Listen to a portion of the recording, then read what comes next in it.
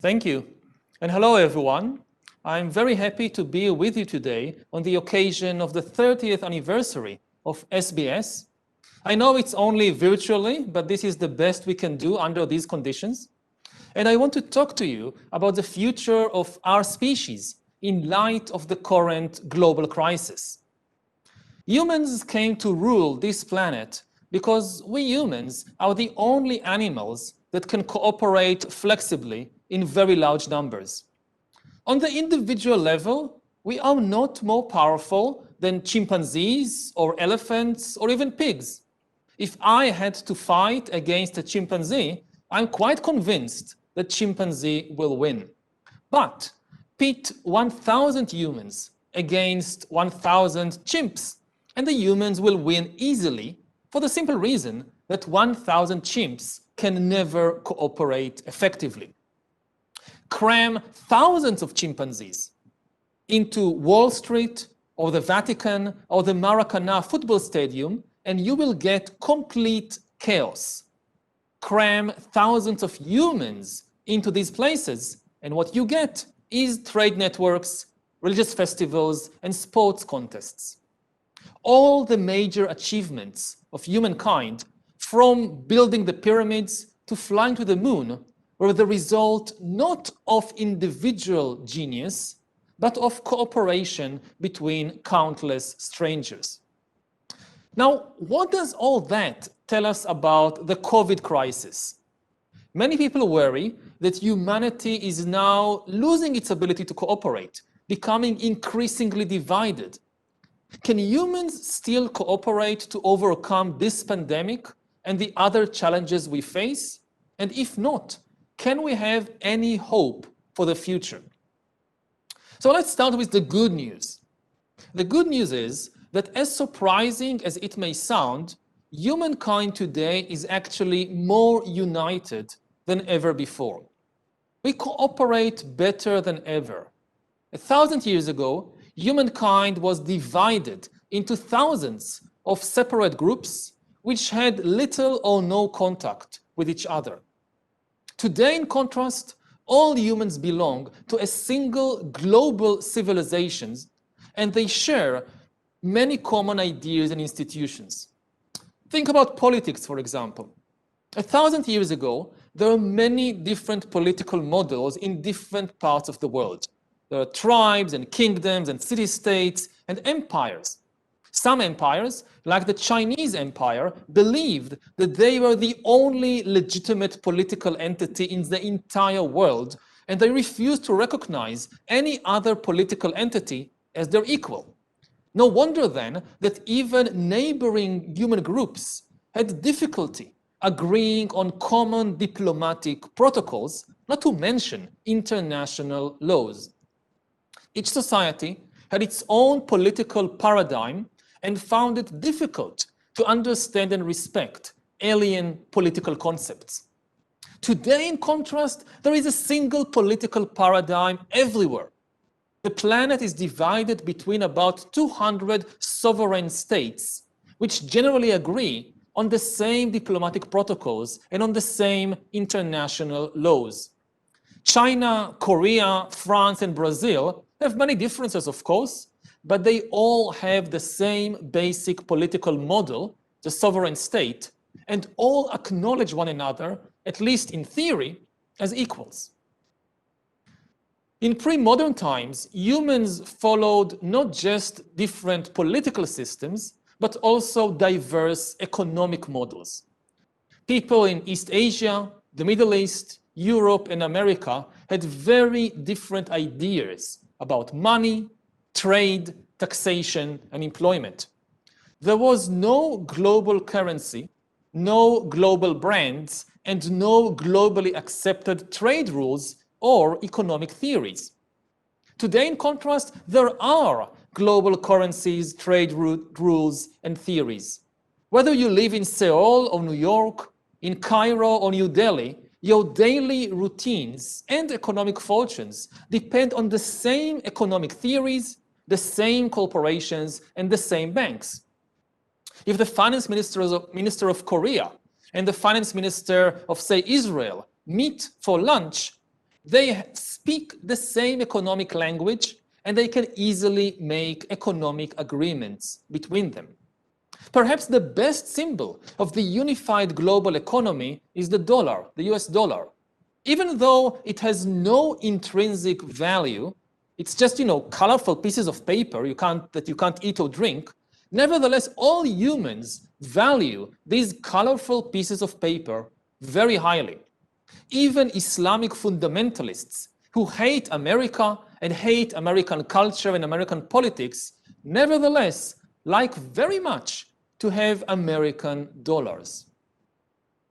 But the unity of humanity is most apparent today when it comes not to economics or politics, but to our view of the natural world and of the human body.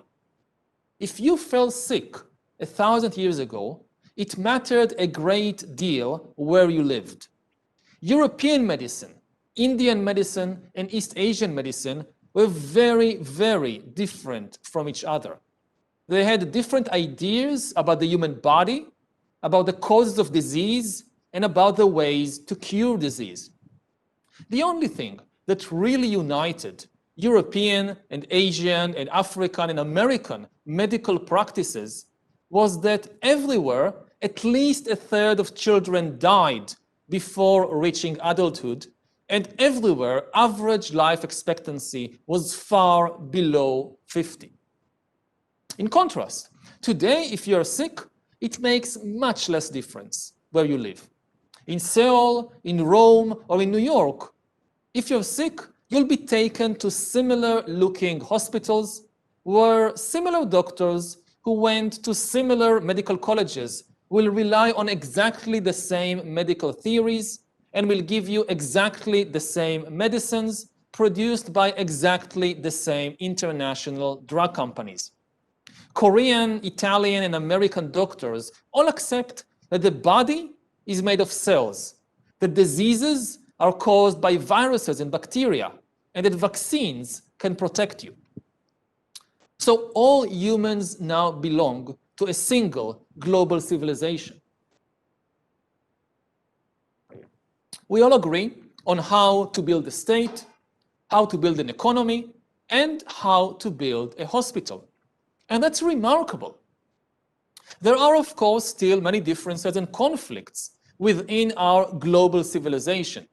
Every civilization, like every family, has its inner differences and conflicts. We fight most commonly, not with foreigners, but with our own family members. But even these internal fights are much less frequent and lethal than before. It may not look like it from the news, but we are living in the most peaceful era in human history. There are still wars in some parts of the world. I come from the Middle East, so I know this perfectly well. But this should not blind us to the overall global picture. We are now living in a world where war kills fewer people than suicide, and gunpowder is less dangerous to your life than sugar. The average person in the world today is more likely to kill himself or herself than be killed by anyone else. And the average person is more likely to die from eating too much junk food than from being blown up by terrorists. To realize how united humanity is today, think for a moment about the World Football Cup. In 2018, I remember standing near the Brandenburg Gate in Berlin, watching with tens of thousands of German fans, South Korea defeating Germany. Now, the World Cup is a competition between nations, and people often show fierce loyalty to their national team. But at the same time, the World Cup is also an amazing display of global harmony. South Korea cannot play football against Germany unless Koreans and Germans first agree on exactly the same rules for the game. 1,000 years ago, it would have been utterly unthinkable to bring Koreans and Germans to play a game together in Russia. Even if somehow you could get them there, they wouldn't agree on common rules for the game. But today we can do it. That's global harmony in action. Now, what does all this tell us about COVID? It implies that COVID is not such a big threat to humankind. We have successfully dealt with much bigger threats in the past. In the 14th century, for example, the Black Death killed between 1/4 the population of Asia and Europe. COVID is a much milder disease than the Black Death. And more importantly, we are much stronger than we were in the 14th century because we are more united. When the Black Death spread, there was very little cooperation between countries, and science was in its infancy, especially medical science. People had no idea that viruses and bacteria even existed. They thought that the epidemic is caused by some black magic, or perhaps it was punishment from God, and they had no idea how to protect themselves. In contrast, with COVID, it took scientists who cooperated globally just 2 weeks to identify the virus causing the new epidemic and even sequence its entire DNA. We can easily defeat this virus provided we cooperate. The big advantage of us humans over viruses is that we can cooperate in ways viruses can't. A virus in Korea cannot give advice to a virus in Brazil about how to infect people. But what a doctor in Korea discovers in the morning can save lives in Brazil by evening, and vice versa. So all this is the good news. But there are nevertheless reasons to worry. COVID-19 cannot destroy humankind by itself. But 3 other things might destroy us. Our 3 big enemies today are nuclear war, ecological collapse, and the rise of disruptive technologies like AI. These are the defining problems of our era, and they are all global in nature. None of these 3 problems can be solved by any single nation. The government of South Korea, for example, can't protect South Korea against nuclear war or against ecological collapse unless it cooperates with the governments of Japan and China and the US and numerous other countries. Similarly, if you're afraid of the disruptive potential of AI and bioengineering, you cannot expect the Korean government to regulate these technologies single-handedly. Suppose South Korea bans the production of autonomous weapon systems and forbids genetically engineering human babies. What good will that do if the United States nevertheless produces killer robots and China engineers genetically enhanced superhumans? Very soon, even South Korea will be tempted to break its own ban for fear of being left behind. Given the immense potential of such disruptive technologies, they can be regulated only through global agreement. And here lies the real deep danger of COVID-19. The virus by itself cannot destroy humanity, but it might fuel international tensions and thereby make it much more difficult to deal with nuclear war, ecological collapse, and technological disruption. In order to survive in the 21st century, we need to strengthen global cooperation.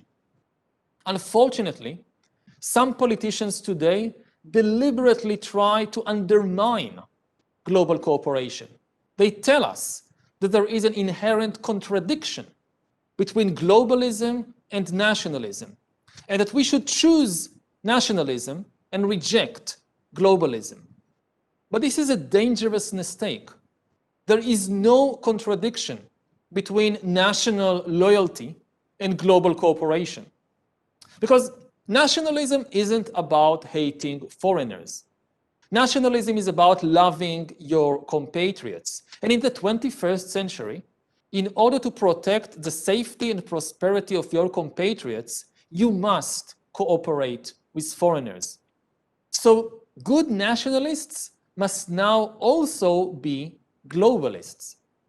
Globalism doesn't mean establishing a single global government, abandoning all national traditions, or opening the border to unlimited immigration. That's not globalism. Globalism really means a commitment to some global rules. Rules that don't deny the uniqueness of each nation, but merely regulate the relations between nations. A good model is, again, the Football World Cup. As noted earlier, the World Cup is a competition between nations, but at the same time, it's also based on global cooperation and agreement. In the same way that competing nations can agree on the same rules for football, competing nations should be able to agree on how to prevent nuclear war and ecological collapse, and how to regulate disruptive technologies like AI, because that's our common interest. Of course, it's going to be much more difficult than football, but it's not impossible. To summarize, the future of our species depends on the decisions we make in the coming months as we face the COVID crisis. The greatest danger isn't the virus, but the inner demons of humanity: hatred and greed and ignorance. We might react to this crisis by generating hatred. For instance, nationalistic leaders blaming the epidemic on foreigners and minorities. We might react by generating greed, like corporations that focus only on how to make more money out of this opportunity. And we might react by generating ignorance, for instance, spreading and believing all kinds of ridiculous conspiracy theories. If we react in such a way, it will be much harder to deal with this crisis, and even worse, the world after the crisis will be disunited, violent, and poor. It will be a world incapable of dealing with the threats of nuclear war, ecological collapse, and technological disruption. But we don't have to react to the present crisis by generating hatred and greed and ignorance. As humans, we can also react by generating compassion and generosity and wisdom. We can choose to believe science and not conspiracy theories. We could choose to cooperate with foreigners and not vilify them and blame them. And we can choose to share whatever we have instead of caring only about getting more for ourselves. If we react in such a positive way, it will not just be much easier to overcome the present pandemic, but it will also create a much better world after the crisis. A world that will be ready to deal with future threats like future pandemics or the rise of artificial intelligence. I hope that all of us will make wise decisions in the coming months, and that out of this crisis, we will create a better world. Thank you. 네, 여러분 안녕하십니까? 유발 하라리 교수와의 특별 대담 진행을 맡은 SBS 아나운서 김소원입니다. 코로나19 이후 인류의 미래의 해안을 제시하는 세계적인 석학 유발 하라리 박사의 SDF2020 기조연설 함께 하셨습니다. 그럼 지금부터는 본격적으로 유발 하라리 교수와 대담을 나눠보겠습니다. 교수님 안녕하십니까? Hello, it's good to be here. 네, 교수님께서 계신 이스라엘도 지금 코로나19 영향에서 자유롭지 못한 상황이라고 알고 있습니다. 교수님께서는 이 상황을 어떻게 대처하고 계시는지요? Well, the country is not in a good shape. The main problem is that there is a breakdown of trust between different parts of society and also between the population and the government. For years, we had a government which created hatred between different parts of Israeli society, and that told people not to believe in science, not to believe in the academy, not to believe the media. And now we are seeing the consequences that in this crisis, we lack trust between citizens and trust between citizens and the media and the scientific authorities. So no wonder that we are in this very difficult situation. Now, personally, I'm less affected. I just sit at home and give interviews and write books. I'm just working on a new book, a graphic novel of the history of the world. So for me, the impact is not so big. But looking outside the window, it's what's happening on the rest of the country. It's very, very alarming.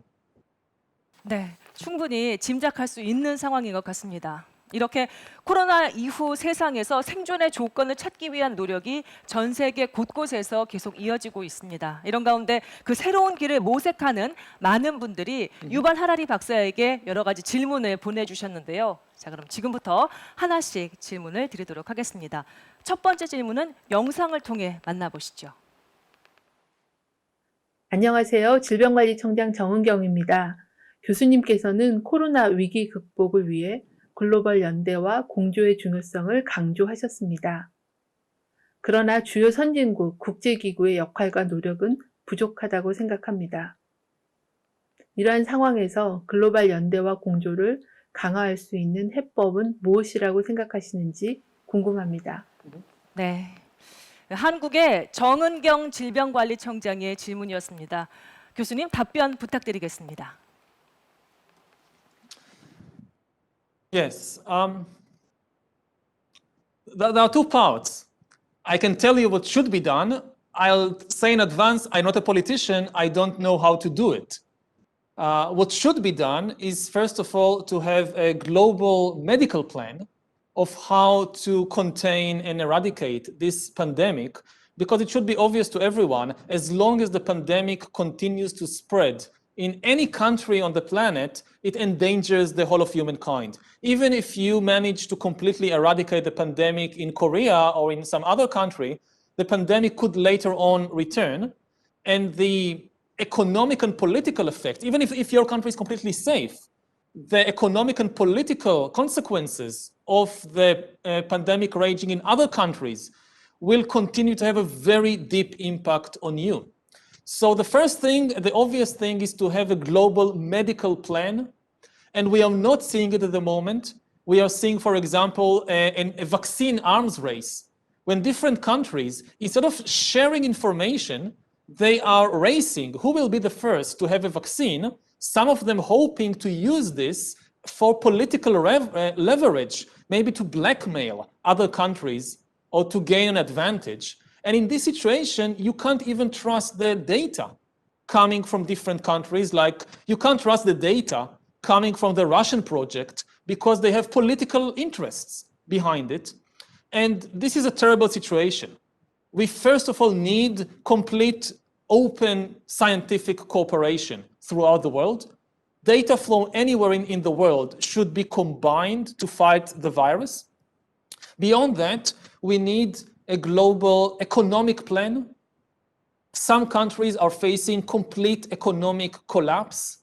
You know, I'm not so worried about Korea, which is a relatively rich and developed country. I'm not so worried even about the US, despite the terrible pandemic there. It's a very rich country. It will somehow muddle through. But many countries, developing countries, are facing collapse. And if we don't have a global safety net, then the resulting chaos and violence and waves of immigration will destabilize the entire world. It's almost a year since the beginning of this global crisis, and there is no global leadership, there is no global plan, and this is extremely alarming. Now, how to achieve global leadership and a global plan? You need a very good politician, that's not me.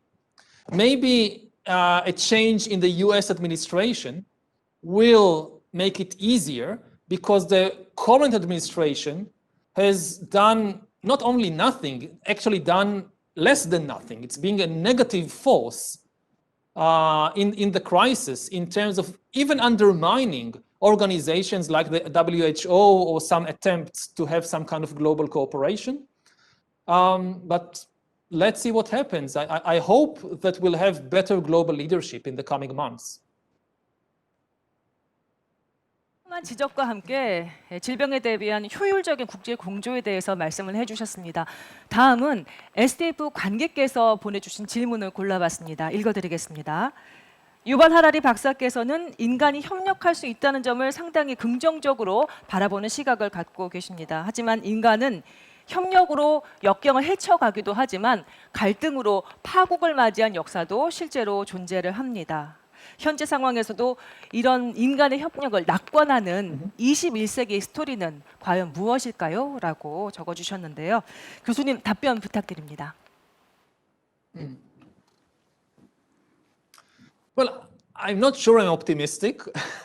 You know, in recent years, we have seen a decline in global cooperation. What still makes me optimistic are two things, which I mentioned in my talk. First, that we are still more cooperative than in any previous time in history.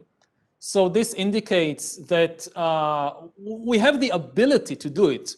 We don't always have the political wisdom, but it is certainly within the realm of the possible to have effective global cooperation. And secondly, we have these three common enemies. When you want to unite people, the easiest is to find a common enemy. Now, usually it's done against human enemies, and that's not always good, but we now have three common enemies that threaten everybody. They threaten the Koreans and the Japanese and the Israelis and the Americans. If there is a global ecological crisis, it threatens everybody. If AI goes out of control and disrupts and destabilizes the global job market and really threatens human freedom, this is something that should frighten everybody at the same time. And I hope that if we focus on our common interests and not on the things that divide us, we will realize that we have a very good reason to cooperate. I mean, it's not some kind of fuzzy, good feeling idea, let's cooperate. We are facing existential challenges that may lead to the disappearance of our species within even our own lifetime. Again, it's not thousands of years in the future. It's right now, it's in the coming decades. So it's our self-interest to cooperate. And I hope that if we talk more about these common problems and less about the things that still divide us, this could serve as a good basis for cooperation. 인류에게는 공동의 문제가 있기 때문에 협력이 가능하다는 그런 지적이었습니다. 자, 그러면 다음 질문을 영상을 통해 만나보겠습니다. 안녕하십니까. 방송통신위원회 위원장 한상혁입니다. 5G망을 통해 코로나가 전파된다는 등 인포데믹은 탈진실의 시대를 부추기고 있습니다. 진지한 저널리즘은 가짜뉴스와 집단적 확증 편향에 밀려 위축되고 있습니다. 저널리즘의 미래를 위해 우리가 할 수 있는 일은 무엇일까요? 네, 또 하나의 위기, 저널리즘의 문제를 지적해 주셨는데요. 교수님 답변 부탁드립니다. Well, I think it should be obvious, especially in this pandemic, the vital need of having a free and independent press. Because, you know, even we don't know exactly how the pandemic began, but we do have a lot of historical experience that in authoritarian regimes, without a free press, without free journalism, bad news tend to be suppressed until it's too late. Now, I don't want to hint even for a moment that I believe the ridiculous conspiracy theories, that there was some bad intention and somebody created the virus or spread the epidemic on purpose. I don't believe it for a single second. But we do know that it often happens that when there is no free press and you have an authoritarian regime, then people lower down in the hierarchy, they don't want to bring bad news to the people up. And there are no journalists who can uncover and spread the news independently. And this can often lead to crisis not being discovered in time. It happens with epidemics, it happens with other disasters, like the famous Chernobyl disaster in the USSR. So having a free press is not a luxury, it's really essential for the very survival of humankind. We need people who would publish bad news even if officials and governments want to hide them. Now, in the present crisis, we see also this competition between good journalism and all the fake news and conspiracy theories. And, you know, the conspiracy theories have some kind of an inherent advantage, that the truth is often painful and the truth is often complicated, whereas conspiracy theories and fake news, you can make them whatever you want, so you can make them very simple and very flattering. And we have to keep fighting for the truth. Again, just to give an example of what I mean about the complicated task of bringing the truth to people. If you think about the pandemic, one of the reasons you saw so many fake news is that pandemics are just an extremely complicated scientific or biological phenomenon. It's really difficult to understand what's happening there. You know, just to know what a virus is. For most of history, nobody even suspected the existence of viruses. We just discovered them a little more than a century ago. Now, a virus, it's not even a living organism. It's not an animal. It cannot eat. It doesn't eat a virus. A virus cannot reproduce by itself. A virus is just a bit of biological code, genetic code, that has the amazing ability to infiltrate the cells of our body, hijack the mechanisms of the cell, and tell the cell to start producing more copies of this genetic code, which then spreads to other cells and infects them. This is how it works. Now, this is such a complicated thing which is very alien to our experience in life. We don't see viruses around us.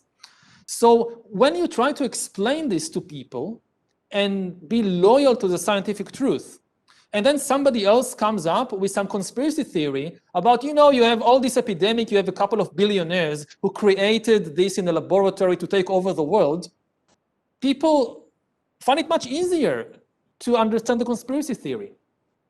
So it's the responsibility of journalists to do the hard work of being loyal to the truth and explaining it. And what could really help them is if citizens are given a good scientific education, not just about facts and details about viruses or this and that, but how to think scientifically, how to be critical of the information that you receive. Again, it's not a luxury, it's now a necessity, because more and more of the major political issues of the 21st century are scientific issues. We see it now with the pandemic, that a good grasp of epidemiology is suddenly important for politics. We saw it with climate change already, and we will see it more and more with fields like artificial intelligence. People need a good scientific education, and especially the ability to think critically. If we don't give them this basis, the free press and journalists will have a very hard time in their competition against all the fake news and conspiracy theories.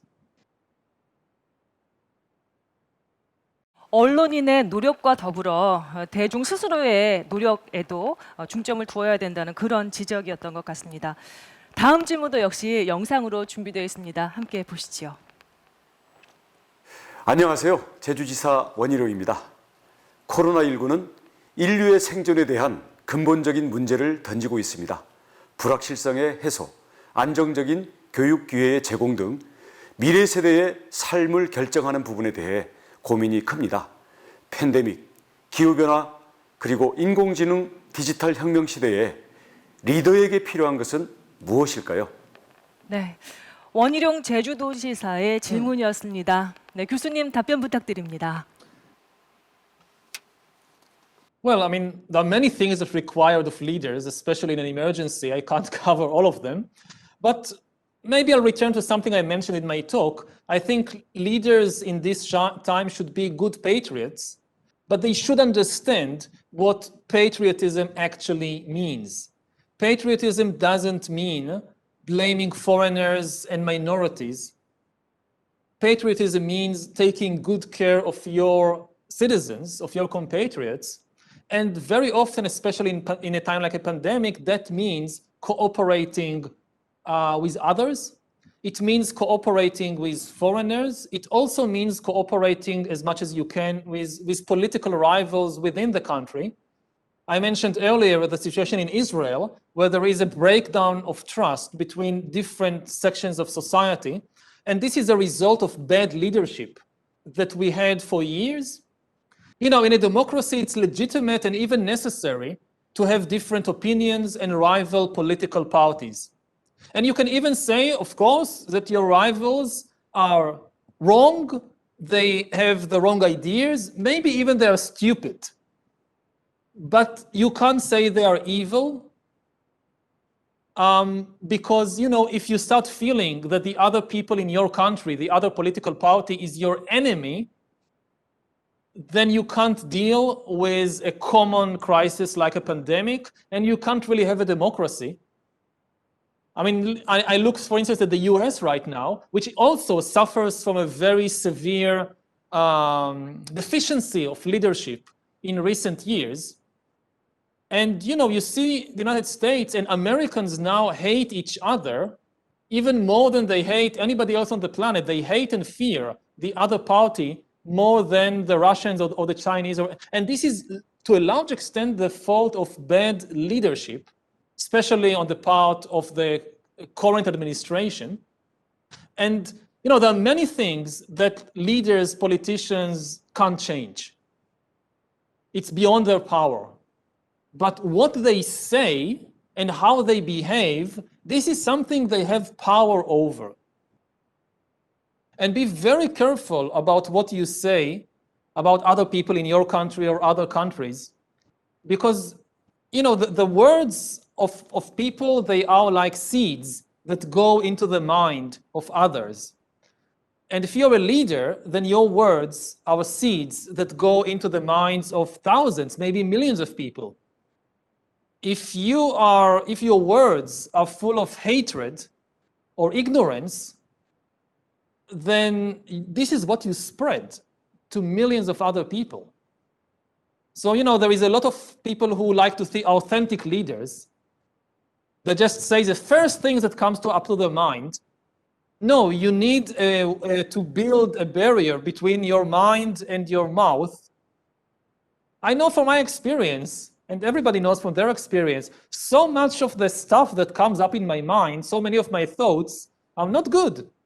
So I shouldn't share them with other people. I'm in favor not of authentic leaders. I'm in favor of responsible leaders. 교수님이 지적하신 리더의 조건, 어쩌면 팬데믹 시대에 가장 시급하고 절박한 문제가 아닐까라는 생각이 들었습니다. 자, 특별대담 마지막 질문은 제가 이 질문을 좀 골라봤습니다. 자신을 충분히 교육받지 못한 할머니라고 소개하신 분이 전해오신 질문인데요. 읽어드리겠습니다. 지금처럼 빠르고 복잡해진 세계의 변화를 따라가기가 너무나 벅찹니다. 변화에 잘 적응하고 싶지만 어쩔 수 없이 소외되고 있는 사람들에게 유발 하라리 교수님이 전해줄 수 있는 메시지가 무엇인지 궁금합니다. 라는 질문입니다. 교수님 부탁드립니다. Well, first of all, I find it hard to adapt to all the new technological inventions all the time. I try to hold on, like whenever Microsoft comes up with a new version of Word, I have a kind of a panic attack that no, keep the old Windows, keep the old, I don't want to learn the new stuff. It's difficult, it's stressful. Now, I think that we can't stop the march of history and all these new technologies. I think the best attitude is some combination of humility and self-confidence. We should be humble that, yes, the world goes on and to some extent we are left behind. And that's just the nature of things. And yet change is stressful. But if you accept it, yes, there is change. We can't stop it. And maybe to some extent we are being left behind, then I think that's a better attitude than to just try to completely block it or to deny it. On the other hand, also to have self-confidence that, yes, even if I don't know how to operate all the new gadgets or how to find a place in all the new social media or whatever, everybody still have very valuable skills that remain relevant, well, maybe especially relevant, given these tremendous changes. Now in the middle of the pandemic, we realize the immense importance of social relations and of psychological strength. And this is something that older people who have a lot of experience in life can help the younger people with. And it will always remain vital. As long as there are humans, humans are social animals. Social relations are maybe the most important thing for our private life and also for our society. And nothing can really replace the long years of experience of relating with other people. So maybe you don't understand the new technologies of how it's being done, but the underlying dynamics, the underlying emotions and feelings, they are still the same. Ever since the Stone Age, nothing fundamental changed in the body or the emotional system of human beings since the Stone Age. And maybe in the future it will change, and we cannot really, this is a moment beyond which we cannot see. That will be a different species or completely. But as long as there are humans, at least the key social and psychological experience that people gathered through their life will always remain very, very relevant. And if you can find ways to help the younger generation with that, that would be the most valuable contribution. And for that, you really need the self-confidence that they still need me. I'm still important. 사실 이번 질문을 주신 할머니뿐만이 아니라 우리 모두가 걱정해온 문제가 아니었나 싶은데요. 지금 답변을 들으니 어쩐지 따뜻한 위로를 받는 것 같은 그런 느낌마저 들었던 것 같습니다. 자, 지금까지 유발 하라리 교수와 인류가 구상해야 할 21세기 스토리에 대해 묻고 답하는 시간을 가져와 봤습니다. 참고로 올가을 유발 하라리 교수의 새 책 사피언스 그래픽 히스토리 볼륨 1 인류의 탄생이 30개 언어로 전 세계에 출판이 될 예정이라는 말씀도 드립니다. 유발 하라리 교수의 깊은 연구와 그의 통찰이 코로나 이후를 준비하는 세계에 새로운 길을 제시할 수 있기를 다시 한번 기대해 보겠습니다. 교수님, 오늘 말씀 다시 한번 감사드립니다. Thank you.